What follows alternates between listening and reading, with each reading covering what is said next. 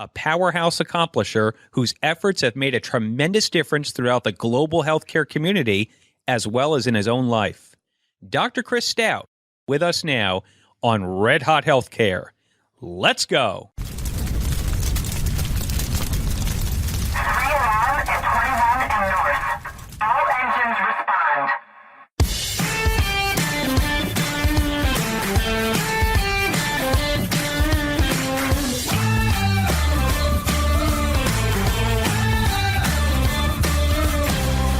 This is Red Hot Healthcare.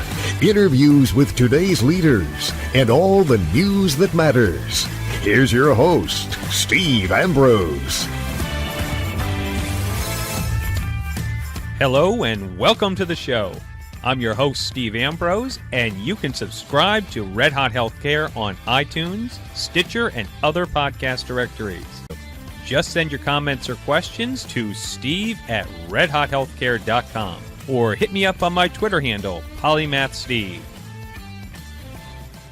Dr. Chris Stout is a licensed clinical psychologist, founding director of the Center for Global Initiatives. He serves as vice president of research and data analytics at ATI Physical Therapy, a national organization heavily awarded and with over 650 locations. But wait, there's more. A clinical professor at the University of Illinois College of Medicine, Dr. Stout has published over 35 books and presented more than 300 papers in more than 20 countries. He is one of only 100 worldwide leaders appointed to the World Economic Forum's Global Leaders of Tomorrow, and he's been presented with 5 international humanitarian awards, plus 4 honorary doctorates. Dr. Stout has appeared on CNBC honorary doctorates. Dr. Stout has appeared on CNBC, CNN, NBC, PBS, NPR, and Oprah. It's an honor to have you, Dr. Stout, and welcome to Red Hot Healthcare. Thank you very much, Steve. It's a pleasure to be on. It's really apparent to me, and I'm no psychologist, but you really enjoy challenges and learning as well. And I'd like to know if that was hardwired into you, Dr. Stout. I mean, did your parents play a big role in that, or did you gradually maybe work to acquire that mindset? Yeah, I guess, kind of a nature nurture, all the above kind of thing. I actually grew up in a divorced household. My folks split up before my first birthday. Kind of had about, kind of the typical upbringing that a child would have in that situation. I periodically saw my father. He was a farmer, and about that often or experience, doing, a variety of things with him. But the flip side of that was that my mom became very, very, very overprotective. So, that maybe some of the typical kinds of things that kids would do, I really didn't. I had a number of orthopedic problems and things like that with my lower extremities. So I really kind of wasn't very athletic.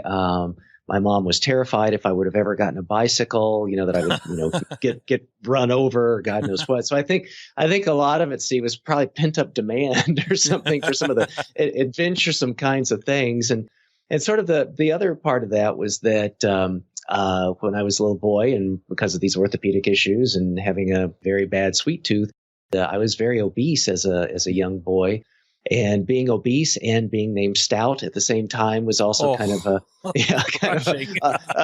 bully magnet kind of situation. So, Right. so it was a little bit of a challenge, and then sadly, through a health situation with my grandmother, she had about a year-long protracted battle with cancer that she ultimately lost, and through that process, she, we kind of burned through insurance, and then my mother got loans, and really kind of I think it's like one of the primary reasons that people kind of get into financial debt and hardship is healthcare costs and stuff today, as well as it was decades ago. And that led to us, we were living with my grandmother, and we had to sell the house to be able to recoup those medical debts after her passing. And one thing sort of led to another, and it looked kind of like it was probably a better idea for me than to go live with my father. So then for the next 10 years, I lived with him on the farm. But before that move, that last year, as my grandmother was being treated and pretty much hospitalized throughout that entire time, every day after school, since my mom was at work, I would spend 2 to 3 hours until she was off work to come pick me up at the hospital. We had a neighbor that would pick me up from school and drop me off at the hospital. So I sort of became the de facto mascot on the oncology ward back at Baylor Hospital in Dallas. And this was in the day where kids really were kind of forbidden from being, in hospitals.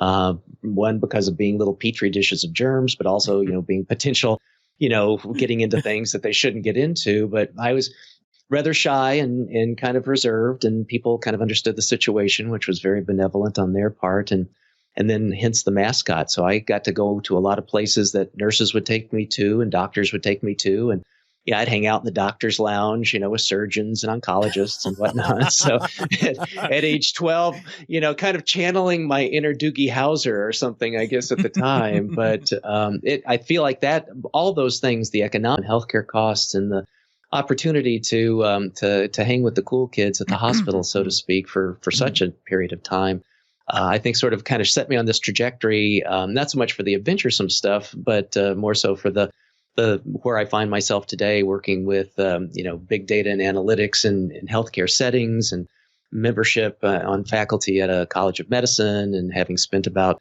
15 years in a hospital healthcare setting as my first job. So I think all those things have kind of come together and conspired to lead to the activities and career that I've been involved with over the last 35 years.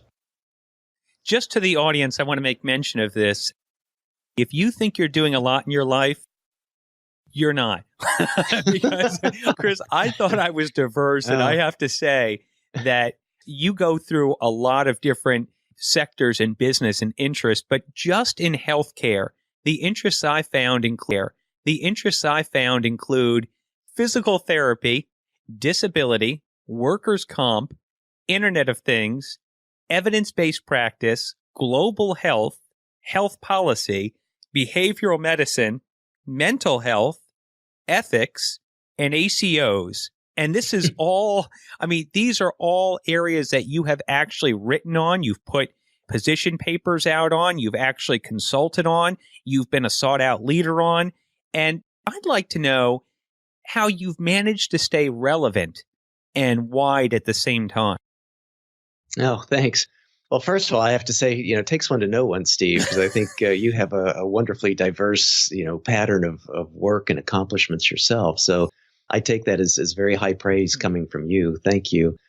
To speak to some of your points, I think a lot of the convergence, what might seem very, very broad and very siloed, in my head, I see them as very much connected through a web of looking at the quantified self, Internet of Things, and being able to provide other kinds of services and monitoring and things like that in one's own home, as opposed to the bedside in a hospital, or doing outcome studies 25, 30 years ago, and as did others. And that kind of collaborative work has now become what people then put together evidence-based treatment protocols and treatment guidelines on. And then you take machine learning and artificial intelligence and Dr. Watson, so to speak, and put those things together, and you come up with, better diagnostics. You come up with intelligently enabled electronic medical records that can, presumably, if we're providing better diagnostics, we have more appropriate therapeutics,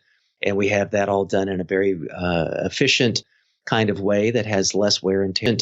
On the patient and more compliance. So to me, all of those kinds of things, the nonprofit global health side of things, there's a lot of leapfrogging that goes on where you can sort of take these things that have been proofs of concepts in private practice, so to speak, or in Western medicine, and then look to apply them sort of just right out of the box without having to go through all the turmoil, so to speak, or the struggle of getting things to market, and be able to use them in historically resource-poor kinds of areas.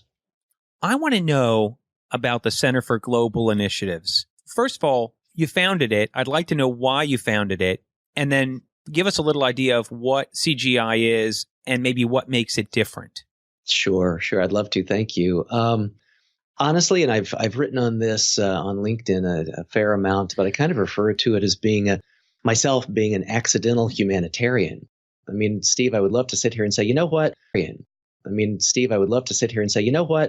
Way back when I was in college, I had this grand idea. I mapped out this articulate scheme and I just executed on it perfectly, year by year, project by project, and nothing could be further from the truth. I had no conception of that. I had, a variety of different kinds of changing visions over the course of undergrad and grad school and early career and those kinds of things. And kind of what it took was sort of, I think, three things maybe kind of came together simultaneously. One was kind of back to the climbing. I went on a climbing expedition in 1992 to Kilimanjaro.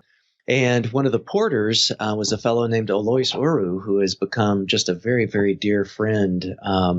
And he was a porter, making his way, earning a wage, carrying material up the sides of mountains with climbers.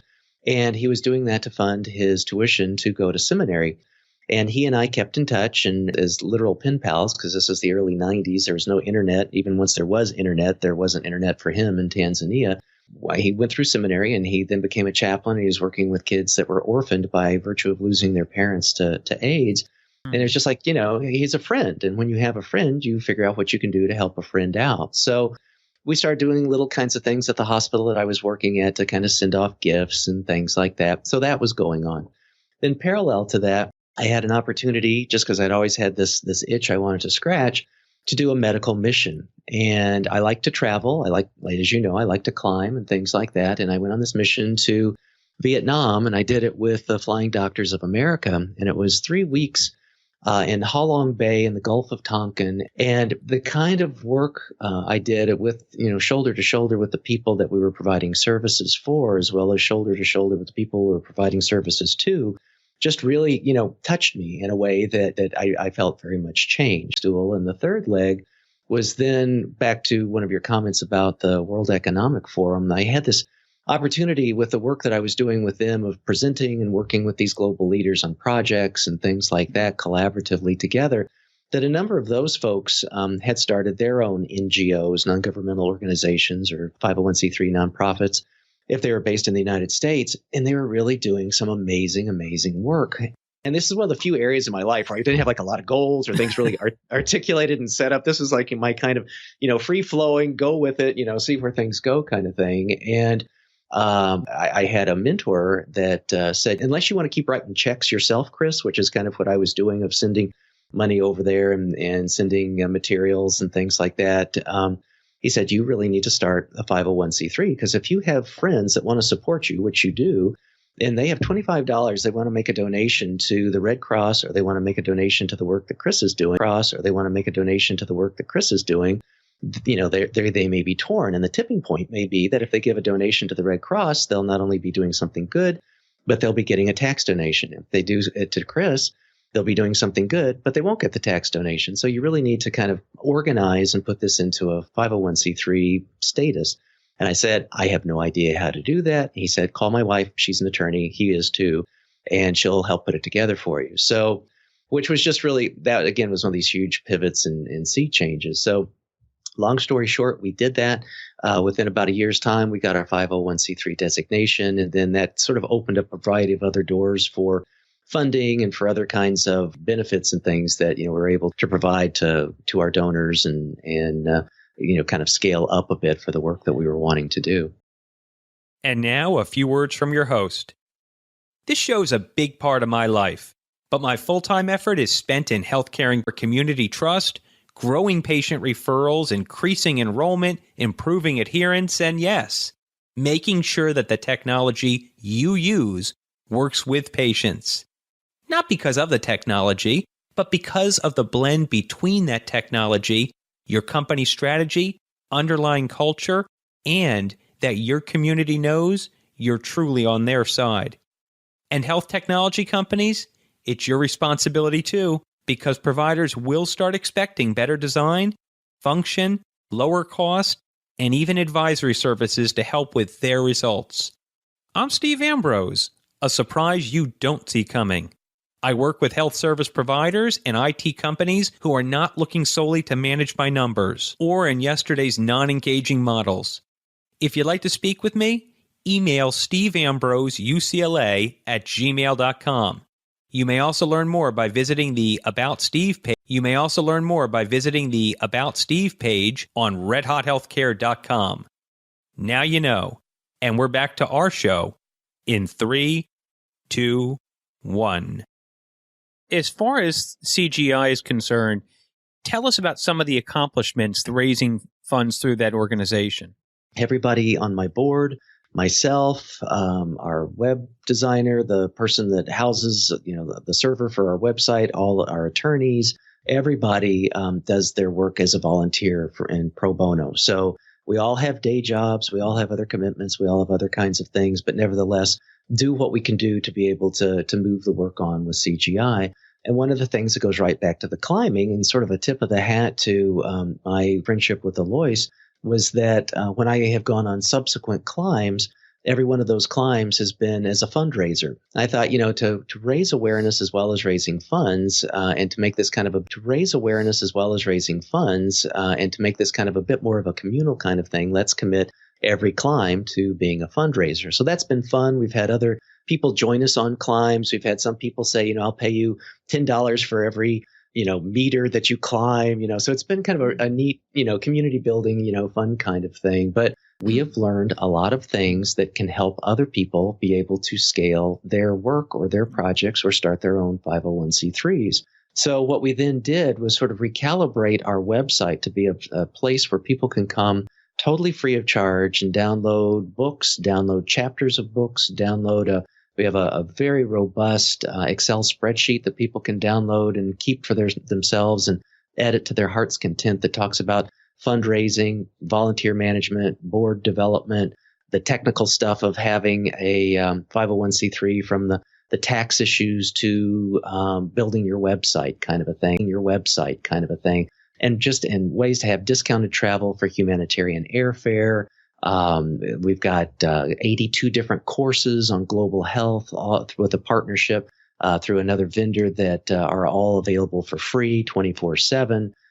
Just kind of everything that we could kind of think of. And when we think of something new or someone asks us for something that we don't have yet that we can get a hold of, then we'll add that to it. So we really sort of want to be this Johnny Appleseed of humanitarian work, where people could come and we're not doing anything that someone else couldn't do. There's no, secret sauce, so to speak, but it's just the fact that we've done it so other people don't have to do it. So now we've become this accelerant. You could spend months on Google and figure out all the websites and links and whatever's that we've been able to do, but we've already done that for you. So now you can just get to work on the project that you want to get to work on and not have to spend all that, remarkably frustrating, mind-numbing time doing all that background research. Open source humanitarian intervention. Is that what it's called? Yeah, it's hard enough to do the work that you want to do or to do the work that you're doing in the humanitarian space. There's umpteen challenges. There's politics. There's corruption. There's expense. There's time. There's kind of you name it. There's, just a lot of need out there. We're not doing this to make money because we already have our day jobs to pay the mortgage and the pediatrician. So Steve, there's a lot of people that really have no interest whatsoever in starting a 501c3, but have a burning passion to do work in a specific area on a specific topic around a specific thing. And they don't say, hey, gosh, I have this passion to put together a board of directors. I have this passion to, load up a website full of content. No, right. They don't. They have a passion to work with someone that they've met or that they have some kind of the collegial relationship with, or whatever it is that's gotten them to have an interest in the work or the area that it is that they're doing.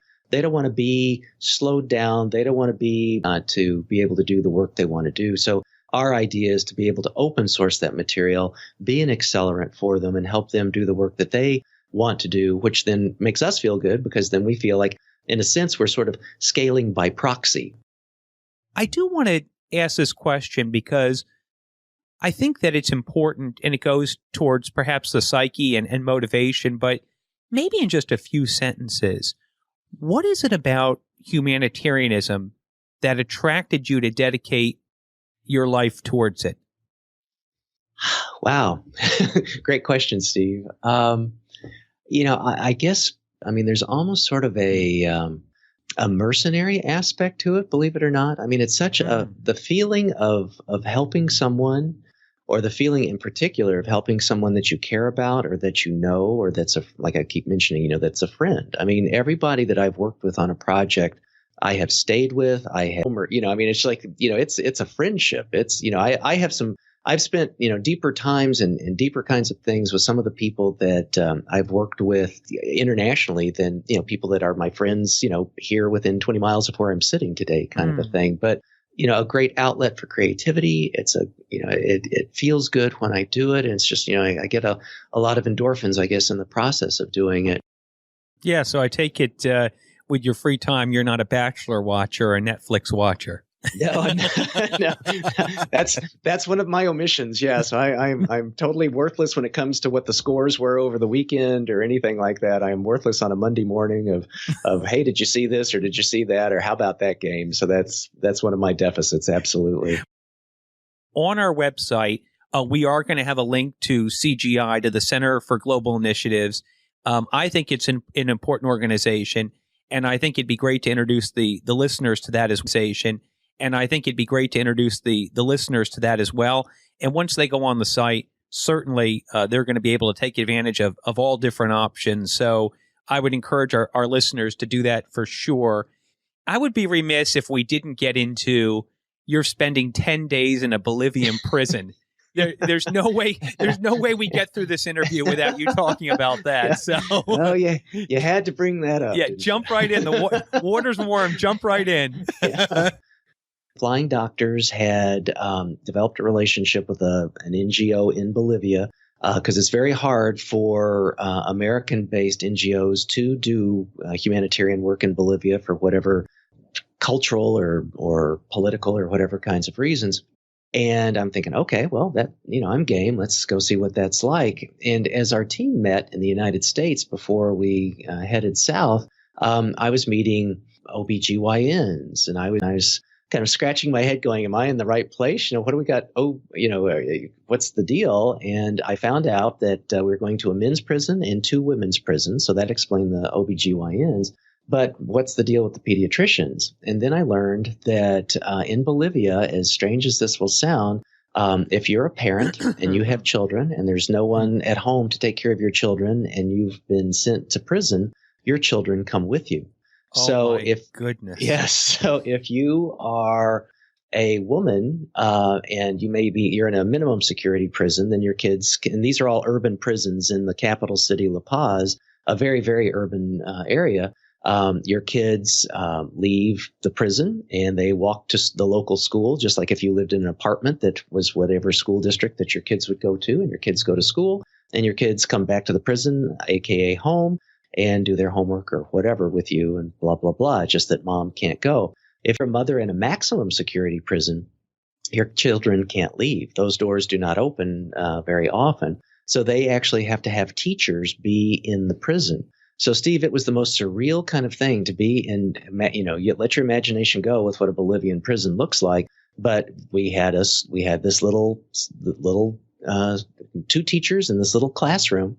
And we, kind of during our downtimes, during our breaks, we'd go play with the kids.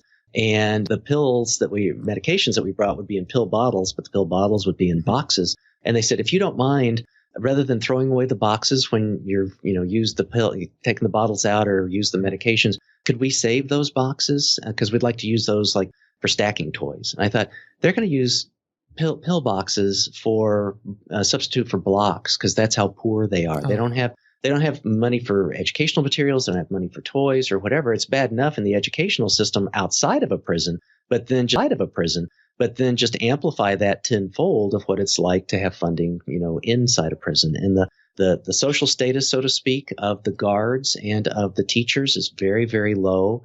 And we were treating the guards because they stay there in bunks, just like not 24/7, but they stay, for long periods of time, almost like how, firefighters would or something like that in the firehouse. So we were treating them just as we were treating the inmates, so to speak. And the men's prison, I'm blocking on the name of it. Hopefully I'll remember it before we finish.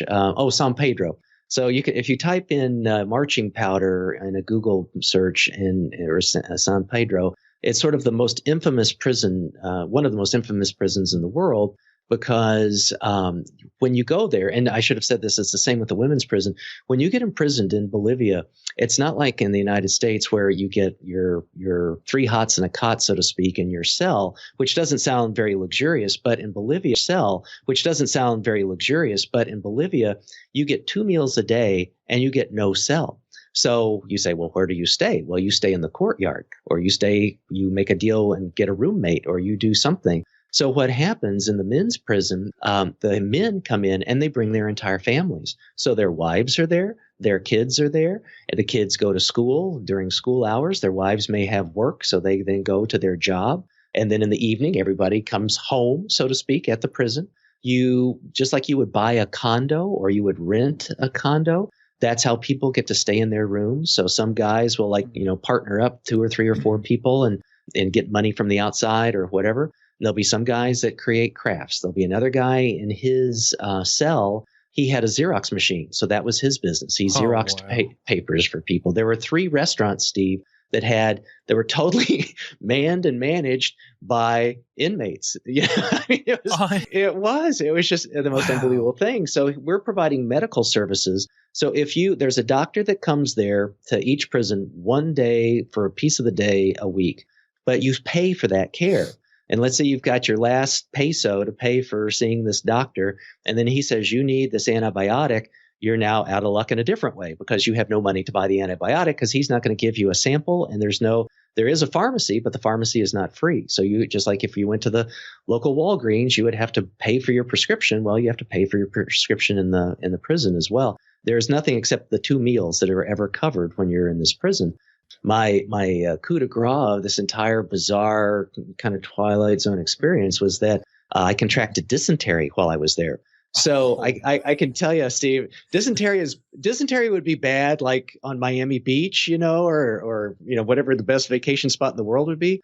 But in a men's prison, having to go to prisoner's restroom without any kind of guards or any other kind of supervision, and wondering if the lock on the door is working really well was not the most pleasant of experiences. And I became a true believer in the power of Cipro during that experience. Thank God for Cipro. Exactly. Better living through chemistry. So Right, exactly. Oh my goodness. Well, I wanted to, as a final question here, if you had to give one piece of advice to people in general, people who know that they should be helping more, doing more. Maybe they make excuses not to pull the trigger. Oh, I'm too busy. I've got this, I've got that. But what would be your one piece of advice? The advice would be, and then I'll back it up with why. The advice would be just like, paraphrasing from Nike, just go out and do something. Just go do it.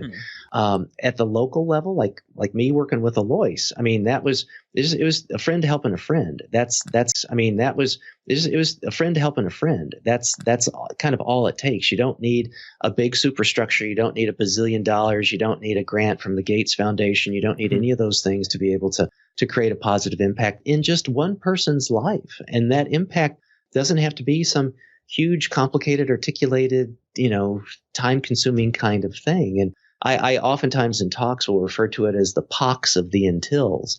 And I think people sometimes suffer from this. And this is the point, I think, of your question, that they wait until, I'm going to wait until I graduate, or I'm going to wait until I pay off my student loan, or I'm going to wait until I get married, or wait until I get divorced, or wait until I pay off my mortgage, or wait until I retire. And after these years and years and years accumulations of excuses of waiting until, then lots of opportunities to have been helpful to other people, lots of opportunities to have been able to make that difference in the world now may be, absent. Now it may be the time where someone comes to help you, sort of a thing. So to just really not wait, that there's, no matter what scale, no matter how small someone says, oh, well, that really won't make any difference. I would challenge them to say it will make a difference. And it doesn't. A little difference is just as important as a huge difference. Scale does not matter. A difference is a difference.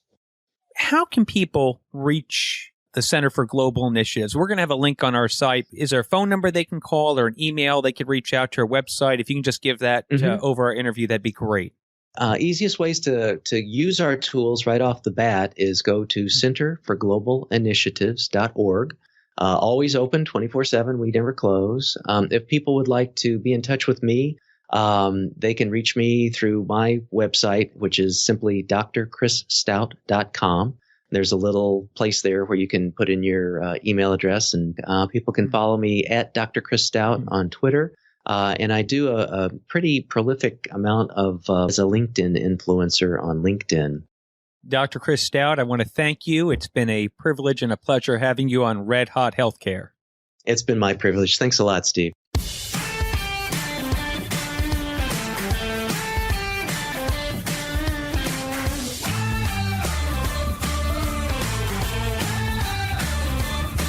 You've been listening to Red Hot Healthcare with Steve Ambrose. Subscribe to us on most major podcast directories.